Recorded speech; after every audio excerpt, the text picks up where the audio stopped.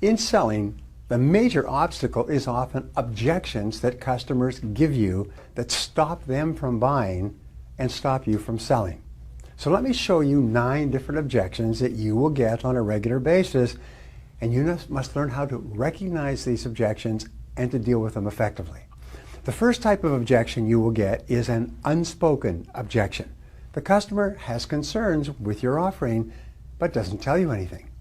The solution to unspoken objections is to let the prospect talk more. Ask open-ended questions like what and where and when and how and how, why and who and how and so on. Lean forward. Listen intently to the answers and nod. The more a prospect has an opportunity to answer your questions, the more likely it is that he or she will tell you exactly what might be holding them back from buying. Ask good questions and listen carefully to the answers. The second form of objections you will get is excuses. Now these are usually instinctive reactions to any sales approach. They're not personal. Excuses are not really serious either.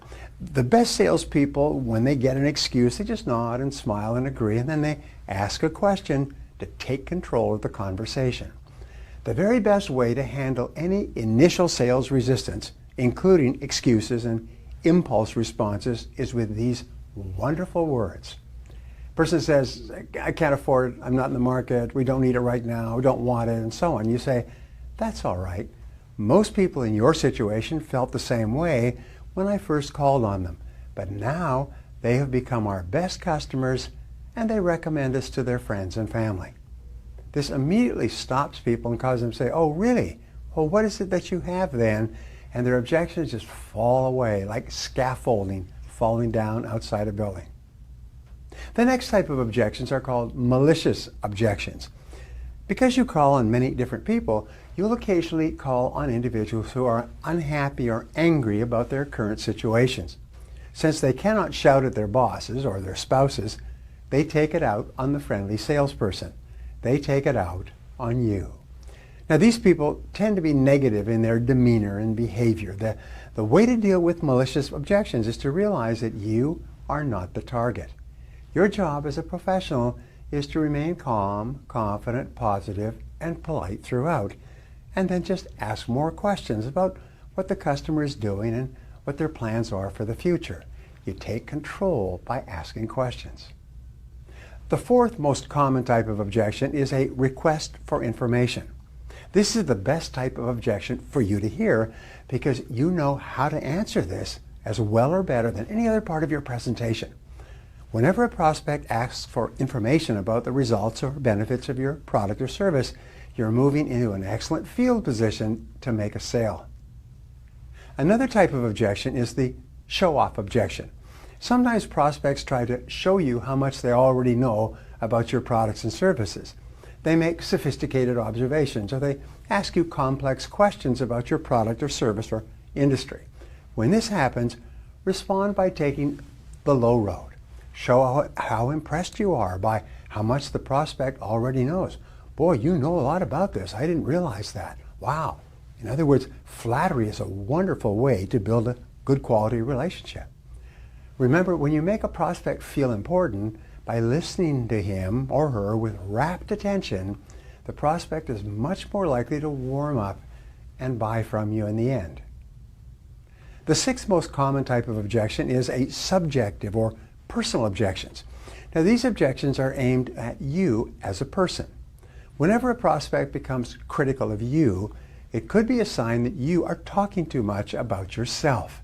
If this happens, it's important to make the customer the center of attention and the subjective objections will stop. How do you do that?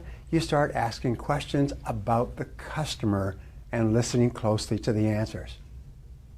You may also hear the objective or factual objection. Now these are directed at your product or service offering and the claims that you make in terms of what it will do for the customer. If you can answer an objective question like, how does this work and how can I be sure it will do this and what kind of proof do you have? If you can answer this type of objection, you can often close the sale. People often ask objective objections or factual objections when they're just about ready to buy and they just need a little more reassurance. The eighth most common form of objection is what we have called general sales resistance. This always occurs at the beginning of a presentation. Until you neutralize this general sales resistance, the customer will be listening to you with a closed mind. When the customer relaxes and gives you permission to ask him questions, you immediately begin your pre-selected, open-ended questions to qualify the prospect and find out what he really needs that you can provide for him. For example, I have found if you just say, "May I ask you a question?" If the prospect says yes, or "May I ask you a couple of questions?" When the prospect says yes, the prospect has also said, "I will answer the questions if you ask them."